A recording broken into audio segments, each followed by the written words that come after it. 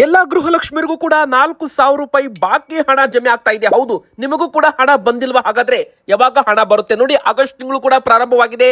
ಹಣ ಯಾವಾಗ ಜಮೆ ಆಗುತ್ತೆ ಅಕೌಂಟ್ಗೆ? ಗೃಹಲಕ್ಷ್ಮಿಯರಿಗೆ ಯಾರಿಗೆಲ್ಲ ಹಣ ಬಂದಿಲ್ಲ ನೋಡಿ, 32ನೇ ಕಂತು ಹಣ ಬಿಡುಗಡೆ ಯಾವಾಗ ಆಗುತ್ತೆ, ಇದ್ರ ಬಗ್ಗೆ ದೊಡ್ಡ ಅಪ್ಡೇಟ್ ಇದೆ. ಹಾಗೂ ರೇಷನ್ ಕಾರ್ಡ್ ಇದ್ದವರಿಗೆ, BPL ಕಾರ್ಡ್ ಇದ್ದವರಿಗೆ, ಅನ್ನಭಾಗ್ಯ ಫಲಾನುಭವಿಗಳಿಗೂ ಕೂಡ ಭರ್ಜರಿ ಸಿಹಿ ಸುದ್ದಿ ಸದ್ಯಕ್ಕೆ ಬರ್ತಾ ಇದೆ ನೋಡಿ. ವೀಕ್ಷಕರೇ, ನೀವು ಕೂಡ ರೇಷನ್ ಕಾರ್ಡ್ ಹೊಂದಿದ್ರೆ, ಗೃಹಲಕ್ಷ್ಮಿ ಫಲಾನುಭವಿಗಳಾಗಿದ್ರೆ, ಒಂದಲ್ಲ ಎರಡಲ್ಲ ಒಟ್ಟು 3 ದೊಡ್ಡ ಬ್ರೇಕಿಂಗ್ ನ್ಯೂಸ್ ಇವತ್ತು ಬಂದಿರುವಂತದ್ದು. ಇನ್ನು ವೀಕ್ಷಕರೇ, ನೀವು ಕೂಡ ಖಾಲಿ ಸೈಟು ಹೊಂದಿದ್ರೆ ಅಥವಾ ಆಸ್ತಿ ಸ್ವಂತ ಜಾಗ ಹೊಂದಿದ್ರೆ, ಇನ್ ಮುಂದೆ ಹೊಸ ರೂಲ್ಸ್ ಅಂತಾನೆ ಹೇಳ್ಬೋದು. 5 ವರ್ಷದ ಒಳಗೆ ಮನೆ ಕಟ್ಟಬೇಕು, ಇಲ್ಲವಾದಲ್ಲಿ ಅಂತ ಒಂದು ನಿವೇಶನಗಳನ್ನ ಸರ್ಕಾರ ವಶಕ್ಕೆ ಪಡೆಯುವ ಸಾಧ್ಯತೆ ಇದೆ ನೋಡಿ. ಬಡ್ಡಿ ಸಮೇತ ಹಣ ಕೂಡ ಕೊಡ್ತಾರಂತೆ, ನಿವೇಶನ ವಾಪಸ್ ಕೂಡ ತಗೋತಾರಂತೆ. ಇದ್ರ ಬಗ್ಗೆ ದೊಡ್ಡ ಒಂದು ಅಪ್ಡೇಟ್ ಬಂದಿದೆ, ದೊಡ್ಡ ಬ್ರೇಕಿಂಗ್ ನ್ಯೂಸ್ ಆಗಿದೆ ಅಂತಾನೆ ಹೇಳ್ಬೋದು. ಇನ್ನು ವೀಕ್ಷಕರೇ, ಕರ್ನಾಟಕ ಬಂದ್ ಮಾಡೇ ಮಾಡ್ತೀವಿ ಅಂತ ಕನ್ನಡ ಪರ ಸಂಘಟನೆಗಳಾಗಿರ್ಬೋದು ಹಾಗೂ ವಾಟಾಳ್ ನಾಗರಾಜ್ ಅವರು ಕೂಡ ಒಂದು ಹೇಳಿಕೆಯನ್ನ ಕೊಟ್ಟಿದ್ದಾರೆ. ಸೊ ವೀಕ್ಷಕರೇ, ಈ ಒಂದು ಕರ್ನಾಟಕ ಬಂದ್ ಆಗೋದ್ರಿಂದ ಏನೆಲ್ಲ ಬಂದ್ ಆಗುತ್ತೆ, ಏನೆಲ್ಲ ಓಪನ್ ಇರುತ್ತೆ, ಅದನ್ನು ಕೂಡ ನೋಡೋಣ. ಮತ್ತೆ ವಿಡಿಯೋ ಶುರು ಮಾಡೋಕ್ಕಿಂತ ಮುಂಚೆ ನೀವಿನ್ನೂ ಕೂಡ ವಿಡಿಯೋಗೆ ಲೈಕ್ ಮಾಡಿಲ್ಲ ಅಂದ್ರೆ, ಗೃಹಲಕ್ಷ್ಮಿ ಫಲಾನುಭವಿಗಳು, ರೇಷನ್ ಕಾರ್ಡ್ ಇದ್ದವರು ಬೇಗನೆ ವಿಡಿಯೋಗೆ ಲೈಕ್ ಮಾಡಿ. ನಿಮಗೆ ಸೂಪರ್ ಗುಡ್ ನ್ಯೂಸ್ ಇದೆ.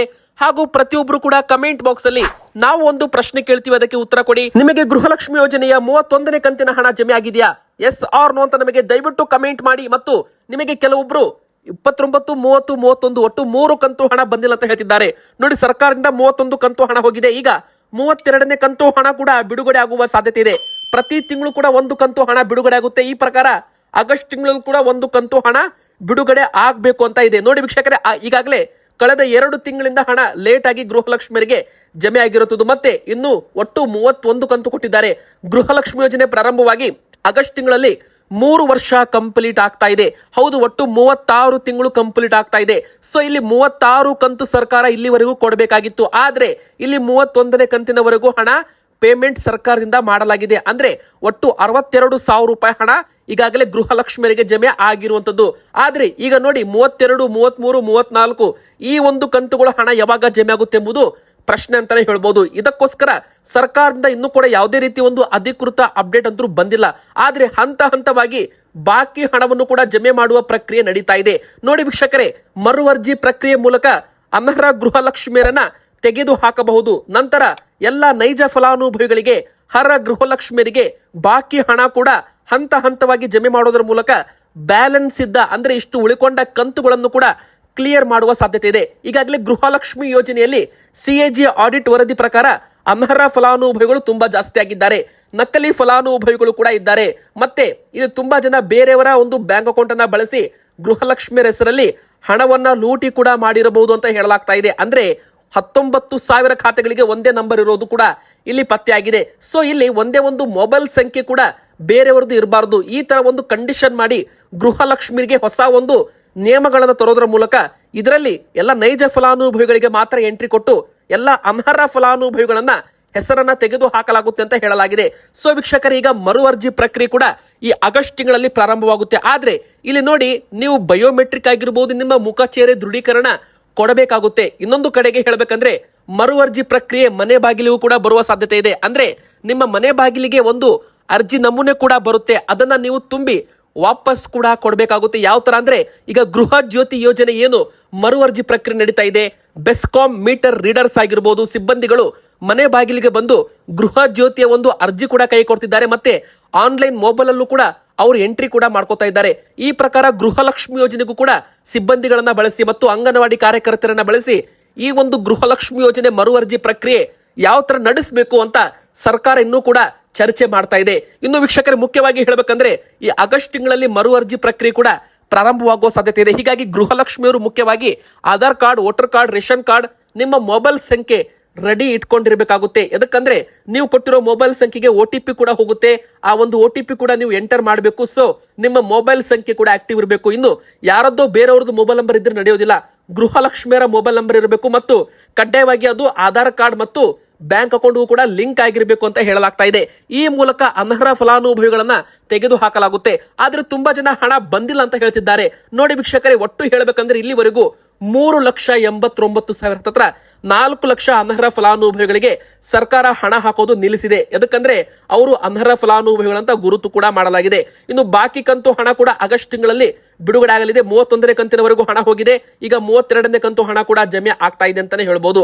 ಇನ್ನು ವೀಕ್ಷಕರೇ, ಖಾಲಿ ಸೈಟು ನಿವೇಶನ ನೀವೇನಾದ್ರೂ ಖರೀದಿ ಮಾಡಿ ತುಂಬಾ ವರ್ಷಗಳಾಗಿದ್ರೆ ಅದರಲ್ಲಿ ನೀವು ಮನೆ ಕಟ್ಟಬೇಕು. ಇಲ್ಲವಾದಲ್ಲಿ ನಿಮ್ಮ ಒಂದು ಸೈಟು ಸರ್ಕಾರಕ್ಕೆ ವಾಪಸ್ ಹೋಗೋ ಸಾಧ್ಯತೆ ಇದೆ. ಹೌದು, 5 ವರ್ಷಗಳಲ್ಲಿ ಮನೆ ಕಟ್ತಿದ್ರೆ ಸೈಟ್ ವಾಪಸ್ ಅಂತ ಮುಖ್ಯಮಂತ್ರಿ ಡಿ.ಕೆ. ಶಿವಕುಮಾರ್ ಸರ್ ಅವರು ಹೇಳಿಕೆಯನ್ನ ಕೊಟ್ಟಿದ್ದಾರೆ. ಸರ್ಕಾರ ಸೊಸೈಟಿಯಿಂದ ಪಡೆದ ಜಾಗ ಖಾಲಿ ಬಿಡುವಂತಿಲ್ಲ, ಖರೀದಿ ಮಾಡಿ ಖಾಲಿ ಬಿಡೋರ್ಗೆ ಸಿಎಂ ಅವರು ಎಚ್ಚರಿಕೆಯನ್ನ ಕೊಟ್ಟಿದ್ದಾರೆ.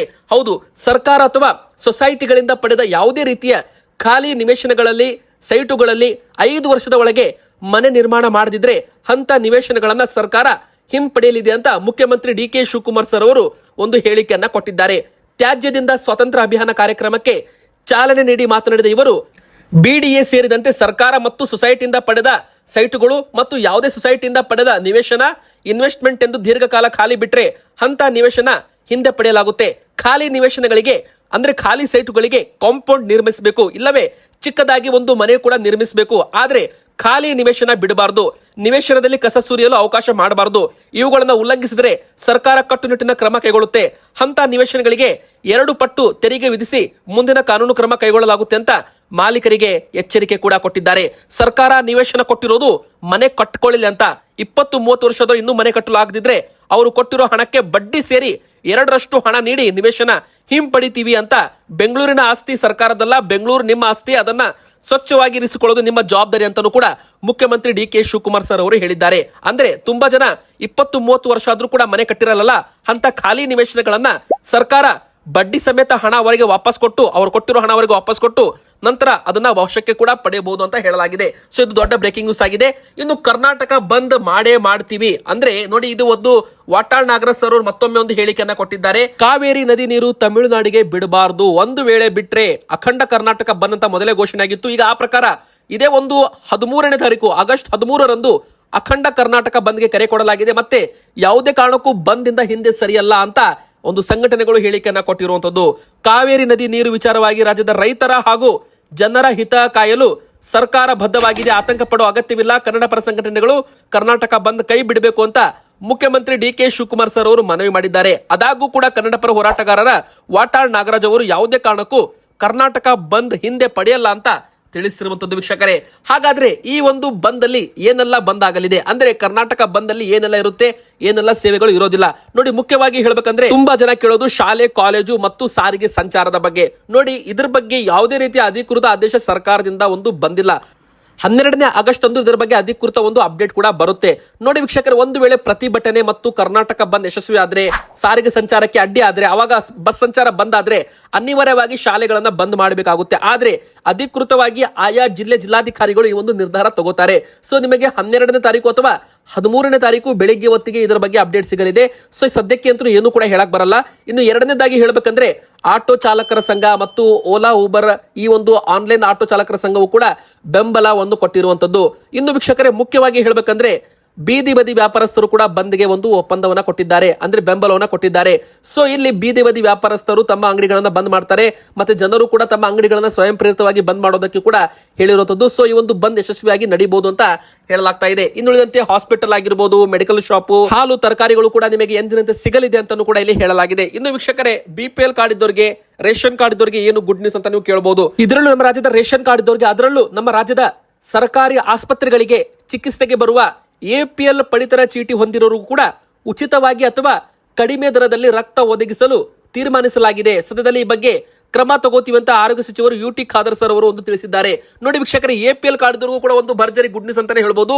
APL ಕಾರ್ಡ್ ಇದ್ದವರಿಗೂ ಕೂಡ ಉಚಿತ ರಕ್ತ ಸಿಗುವ ಸಾಧ್ಯತೆ ಇದೆ. ನೋಡಿ, BPL ಕಾರ್ಡ್ ಇದ್ದವರಿಗೆ ಮತ್ತು ಅಂತ್ಯೋದಯ ಕಾರ್ಡ್ ಇದ್ದವರಿಗೆ ಅನ್ನಭಾಗ್ಯ ಅಕ್ಕಿ ಸಿಗುತ್ತೆ. ಮುಂದಿನ ಬರೋ ದಿನ ಅಕ್ಕಿ ಬದಲು ಇಂದಿರಾ ಕಿಟ್ ಅಂದ್ರೆ ಅಡುಗೆ ಎಣ್ಣೆ, ಉಪ್ಪು, ಸಕ್ಕರೆ, ತೊಗರಿಬೇಳೆ ಇತ್ತ ಅಕ್ಕಿ ಮತ್ತು ರಾಗಿ ಕೂಡ ವಿತರಣೆ ಮಾಡ್ತಿದ್ದಾರೆ.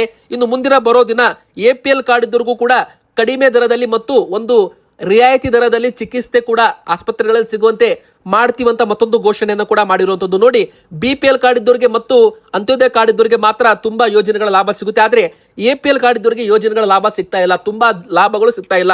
ಸೊ ಇದಕ್ಕೋಸ್ಕರ ಅಂತ ಸರ್ಕಾರ ಈಗ APL ಕಾರ್ಡ್ ಇದ್ದವರಿಗೂ ಕೂಡ ಒಂದು ಉಚಿತವಾಗಿ ಅಥವಾ ಕಡಿಮೆ ದರದಲ್ಲಿ ರಕ್ತ ಸಿಗುವಂತೆ ಮಾಡಬಹುದು ಅಂತ ಹೇಳಲಾಗ್ತಾ ಇದೆ. ಖಾಸಗಿಯಲ್ಲಿ 1550 ರೂಪಾಯಿ ಮಿತಿ ಹೇರಿಕೆ ಆಗಿದೆ ಅಂತ ಹೇಳಲಾಗಿದೆ. ಸೊ ಇಲ್ಲಿ ಮುಖ್ಯವಾಗಿ ಹೇಳಬೇಕಂದ್ರೆ ಬಡ ಮಧ್ಯಮ ವರ್ಗದವರೇ APL ಕಾರ್ಡ್ ಅವರು ಕೂಡ ಇರ್ತಾರೆ. ಸೊ ಅವರು ಕೂಡ ಚಿಕಿತ್ಸೆಗೆಂದು ಆಸ್ಪತ್ರೆಗೆ ಹೋದಾಗ ರಕ್ತ ಒದಗಿಸಿಕೊಳ್ಳಲು ಅವರು ಕೂಡ ಹಣಕ್ಕೋಸ್ಕರ ಇನ್ನೊಬ್ಬರ ಬಳಿ ಕೈ ಚಾಚುವ ಪರಿಸ್ಥಿತಿ ಎದುರಾಗ್ತಾ ಇದೆ. ಹೀಗಾಗಿ APL ಕಾರ್ಡ್ ಇದ್ದವರಿಗೂ ಕೂಡ ಉಚಿತ ರಕ್ತ ಒದಗಿಸಲು ಕ್ರಮ ಕೈಗೊಳ್ಳುತ್ತೀವಿ ಅಂತ ಒಂದು ಗುಡ್ ನ್ಯೂಸ್ ಅನ್ನ ಕೊಟ್ಟಿರುವಂತದ್ದು ವೀಕ್ಷಕರೇ. ಸೊ ಇದು ಒಂದನೇ ಗುಡ್ ನ್ಯೂಸ್ ಆಗಿದ್ರೆ, ಎರಡನೇ ಗುಡ್ ನ್ಯೂಸ್ ಬಂದು ಮುಂದಿನ ಬರೋ ದಿನ ಇಂದಿರಾ ಕಿಟ್ ಅಂದ್ರೆ ನವೆಂಬರ್ ತಿಂಗಳಲ್ಲಿ ಇಂದಿರಾ ಕಿಟ್ ವಿತರಣೆ ಆಗುವ ಸಾಧ್ಯತೆ ಇದೆ. ಅಕ್ಕಿ, ರಾಗಿ, ಅಡುಗೆ ಎಣ್ಣೆ, ಉಪ್ಪು, ಸಕ್ಕರೆ, ತೊಗರಿಬೇಳೆ ಹಾಗೂ ಹೆಸರು ಕಾಳು ಬದಲಾಗಿ ನಿಮಗೆ ತೊಗರಿಬೇಳೆ ಹೆಚ್ಚುವರಿ ವಿತರಣೆ ಮಾಡಲಾಗುತ್ತಂತೆ. ಇನ್ನು ಮೂರನೇ ದೊಡ್ಡ ಗುಡ್ ನ್ಯೂಸ್ ಏನಪ್ಪಾ ಅಂದ್ರೆ ರೇಷನ್ ಕಾರ್ಡ್ ತಿದ್ದುಪಡಿ ಪ್ರಕ್ರಿಯೆ ಪ್ರಾರಂಭವಾಗಿದೆ. ನಿಮಗೆ ಏನಾದರೂ ಹೆಸರು ಬದಲಾವಣೆ ಮಾಡಿಸೋದಿದ್ರೆ, ಯಜಮಾನಿಯ ಒಂದು ಹೆಸರನ್ನ ಬದಲಾವಣೆ ಮಾಡಿಸೋದಿದ್ರೆ ಅಥವಾ ಹೊಸದಾಗಿ ಹೆಸರನ್ನ ಸೇರ್ಪಡೆ ಮಾಡೋದಿದ್ರೆ, ಮಗು ಜನನವಾಗಿರುತ್ತೆ ಮನೆಯಲ್ಲಿ, ಮಗುವಿನ ಹೆಸರು ಆಡ್ ಮಾಡಿಸೋದಿದ್ರೆ, ಹೆಂಡತಿ ಹೆಸರು ಆಡ್ ಮಾಡಿಸೋದಿದ್ರೆ, ಮತ್ತೇನಾದ್ರೂ ಅಡ್ರೆಸ್ ಬೇರೆ ಚೇಂಜ್ ಮಾಡಿಸೋದಿದ್ರೆ, ಈ KYC ಮಾಡಿಸೋದಿದ್ರೆ ಈಗೆಲ್ಲವೂ ಕೂಡ ನೀವು ಮಾಡಿಸಬಹುದಾಗುತ್ತೆ. ರೇಷನ್ ಕಾರ್ಡ್ ತಿದ್ದುಪಡಿ ಪ್ರಕ್ರಿಯೆ ಪ್ರಾರಂಭವಾಗಿದೆ. ಇವತ್ತಿಗೆ ಇಷ್ಟ ಆಗಿತ್ತು, ವಿಡಿಯೋನ ಲೈಕ್ ಮಾಡಿ, ಚಾನಲ್ಗೆ ಸಬ್ಸ್ಕ್ರೈಬ್ ಆಗಿ, ನಿಮ್ಮ ಮನಸ್ಸಿಗೆ ಕಮೆಂಟ್